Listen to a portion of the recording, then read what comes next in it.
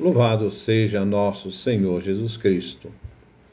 Nós vamos continuar o nosso comentário, a segunda carta de São Paulo aos Coríntios, nosso 8º encontro. Vamos trabalhar a segunda carta aos Coríntios, capítulo 4, do versículo 7 ao versículo 15. Fraqueza do apóstolo, força de Deus. Ouçamos primeiro a leitura. 2 Coríntios, capítulo 4, versículos 7 a 15. Diz São Paulo: levamos este tesouro em vasos de barro, para que se manifeste que sua força superior vem de Deus e não de nós. De todos os lados nos apertam, mas não nos afogam. Estamos em apuros, mas não desesperados. Somos perseguidos, mas não desamparados. Derrubados, mas não aniquilados. Sempre carregando no corpo a morte de Jesus, para que se manifeste em nosso corpo a vida de Jesus. Continuamente nós que vivemos, estamos expostos à morte por causa de Jesus, de modo que também a vida de Jesus se manifesta em nossa carne mortal. Assim, a morte atua em nós, a vida em vós. Porém, visto que possuímos o mesmo espírito de fé, do qual está escrito: acreditei e por isso falei, também nós cremos e por isso falamos. Convencidos de que aquele que ressuscitou o Senhor Jesus, ressuscitará a nós com Jesus e nos levará convosco à sua presença. Tudo é em vosso favor, de modo que, ao multiplicar-se a graça entre muitos, seja abundante a ação de graças para a glória de Deus. Vamos então refletir esses versículos. Versículo 7.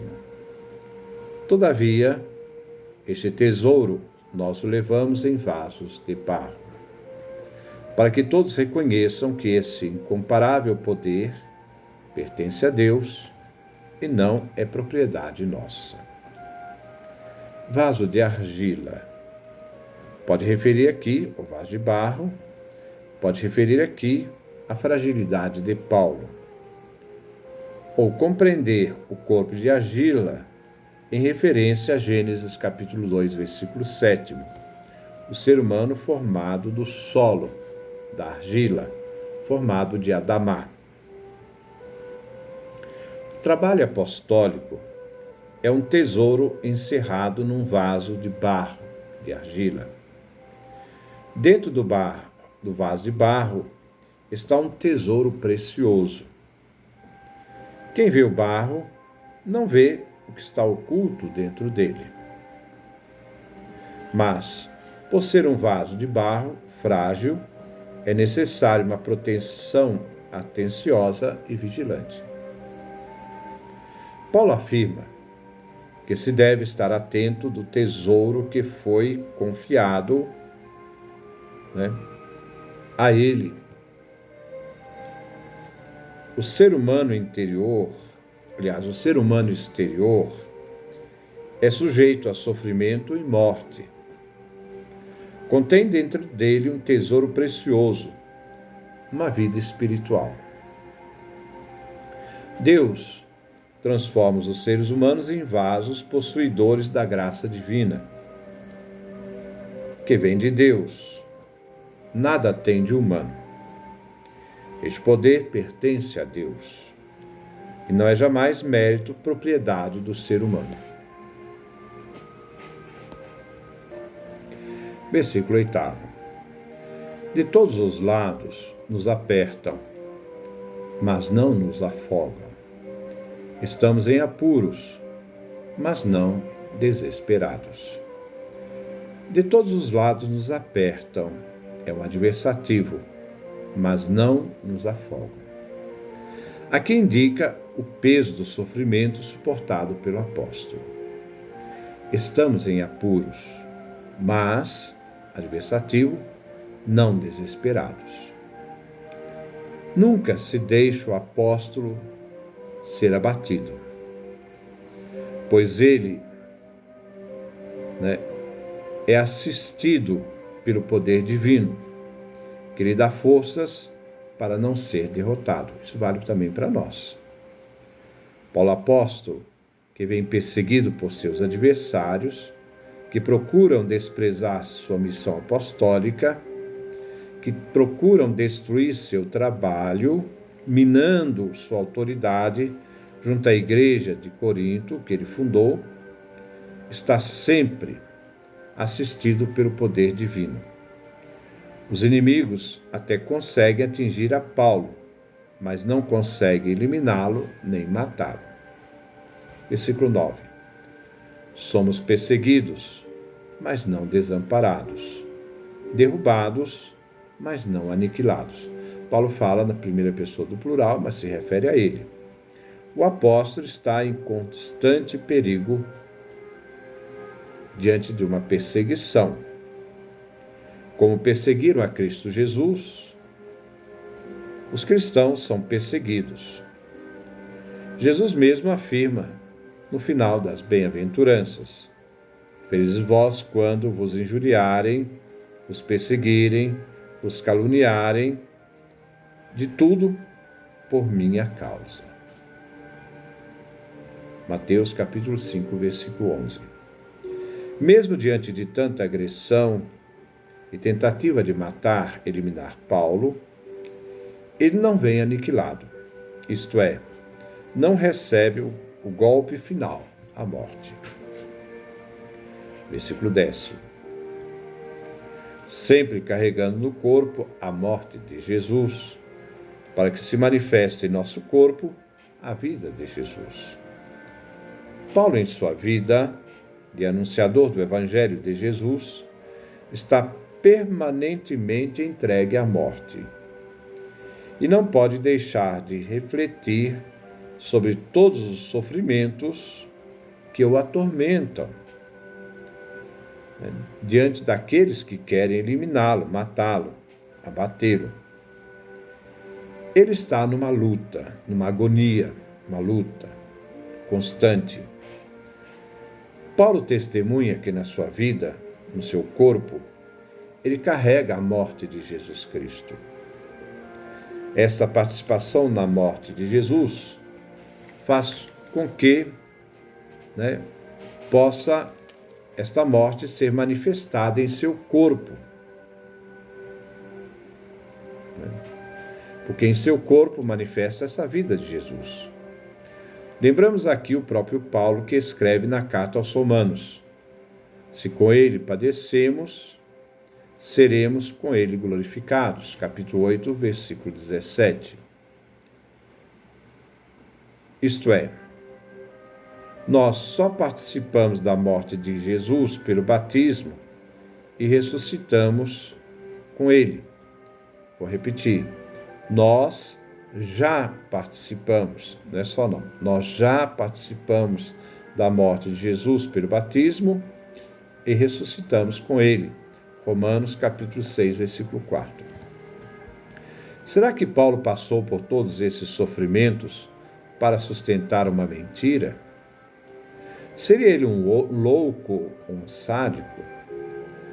Ele passou por todo esse sofrimento porque foi testemunha viva de Jesus no caminho de Damasco.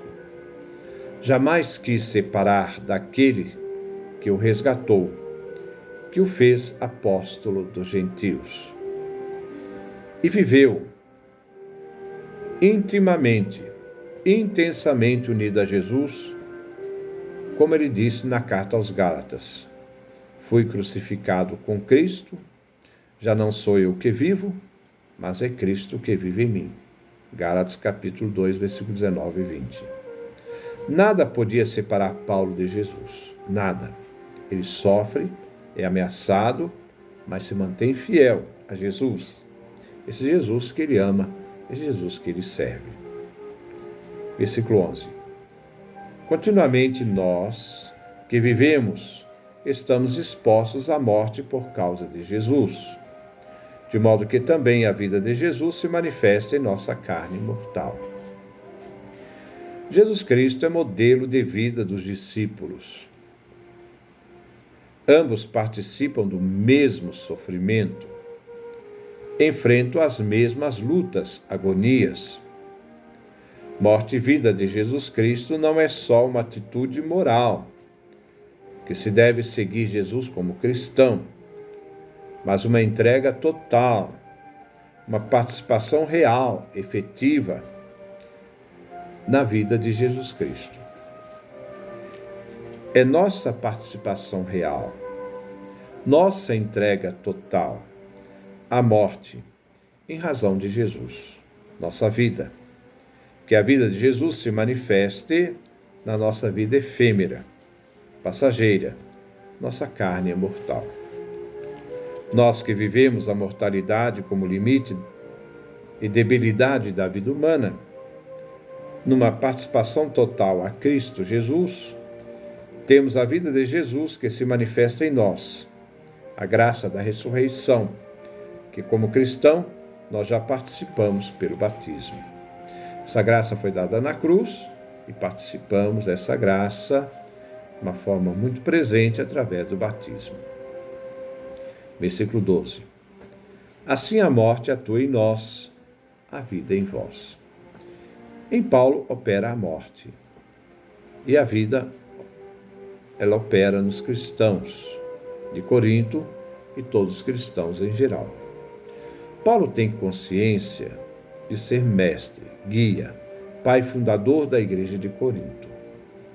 Mas aquele que se oferece como sacerdote à igreja, aquele que se imola pela igreja e dá sua vida em sacrifício, ele só pode ser um homem convicto da fé que anuncia. Ele consente em morrer para que a igreja fundada por ele viva.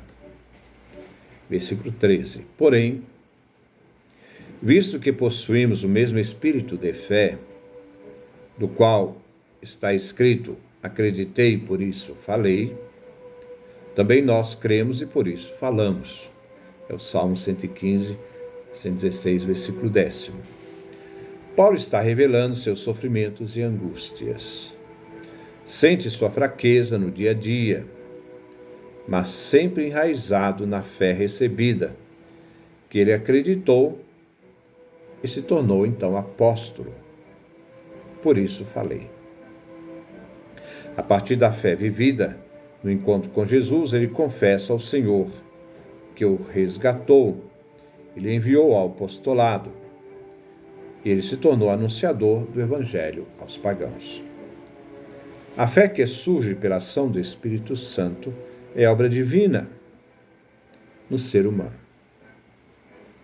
Não se pode ser apóstolo se não foi discípulo. O discípulo adere à fé e é instruído no mistério daquilo que se crê. Depois de muito tempo é que ele se torna apto para falar, para anunciar, um apóstolo. Versículo 14. Convencidos de que aquele que ressuscitou o Senhor Jesus ressuscitará a nós com Jesus e nos levará convosco à sua presença. A ressurreição de Cristo é penhor da ressurreição da igreja. Em Cristo ressuscitado é que a igreja encontra a sua ressurreição. O Pai ressuscitou seu Filho, fazendo justiça por mediação de Jesus, que foi fiel até a morte e morte de cruz. É o Pai que agirá em nós, unidos a Jesus, irá nos levar à presença dele, princípio e fim de toda a obra da salvação. Após a ressurreição, os cristãos serão levados diante do trono de Deus para participar da eternidade. A comunhão que vivemos na terra com Jesus será perdurada eternamente em Deus na eternidade. Versículo 15. Tudo é em vosso favor, de modo que, ao multiplicar-se a graça entre muitos, seja abundante a ação de graças para a glória de Deus.